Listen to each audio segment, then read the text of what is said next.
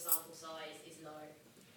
And I know I said you can do this on this page, is add up the answer codes, but if you've got a multiple choice question, people could have given a few answers, they're not, you can't add those up, but the research agency should be able to do that for you.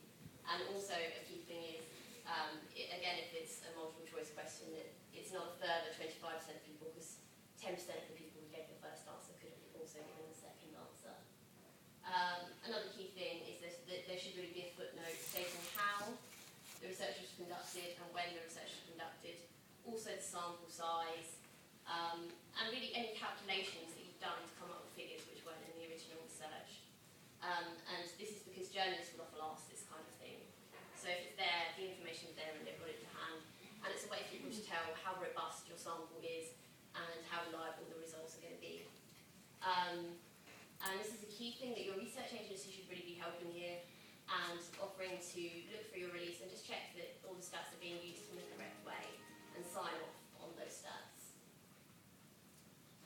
Another thing people like to do in press releases is grossing up, which means that they use the results of the survey to calculate, say, something like 10.2 million Brits don't have any savings. And it's fine, it's something that happens quite a lot, but people need to be aware of the error that's involved in doing this, and your figures can be out by hundreds of thousands if you gross up. So that's just something that's important to be aware of. And again, if you're doing these kind of calculations, it's good to put them in a footnote and tell the research agency how you've calculated it as well. Send them a press release. The key thing is make sure your sample's robust if you're going to gross up. If you're doing it from 100 people, it's not going to be reliable. The bigger your sample size is, the more reliable it's going to be. And also make it just one or two figures. It's fine to use it for a headline figure, but don't rely on grossed up statistics the whole way through your press release. Because it's often used as a way of hiding the fact that the research didn't really support your idea. So if only 3% of people agreed with your story idea, then it may sound bigger and better to say 1.5 million Brits, but it really can be a bit misleading for journalists and for the public as well, and it can have bad consequences. So it's really better to just revise the story if the results don't support your initial idea. And again, if you're ever in doubt about any of these things, you can always just ask your research agency, who should be able to help you with anything you want to do with your research. Okay, and now I'll just hand back over to James, who'll finally just tell you a bit about us.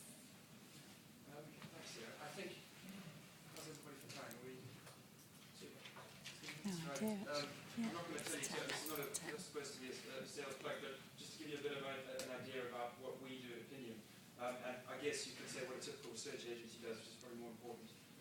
And you now know a lot about these areas of research. Bespoke research, Jeremy touched on. Omnibus, obviously very different to bespoke research when you're using, easier for a NatRep sample. You'd use bespoke if you wanted to target heart surgeons. We obviously do that, and we've got a panel of 45,000 people across the UK, which we do research on. We can break it down by those certain different areas, all the way through to high net worths, etc. We've got an IFA panel as well for finance. So I think there's loads of research agencies out there. They've all got loads of different strengths and different panels, etc. I think it's important to choose a research agency that will work with you, and I think that's what Sarah was trying to say towards the end. You really should expect that. You're not the research specialist. That's why you brought them in. And this is just a bit about our daily omnibus. I'm really not going to go into too much detail here, but we actually run a daily omnibus, depending on demand. Ours is $2.75 per question, but there's no other entry fee. That's it, $2.75 per question. As Jeremy said, some of the agencies have entry fees, etc. I'll just move on. Those are some of our clients. You may work for some of those companies. And that's us. So I didn't want to harp on too much, but thank you very much for attending. It's a huge turnout, and thanks to Ketchum Pleon. I thought that was really well organised, and there's loads of breakfast. So thank you very much. Does anyone have any questions? It's a question about when using research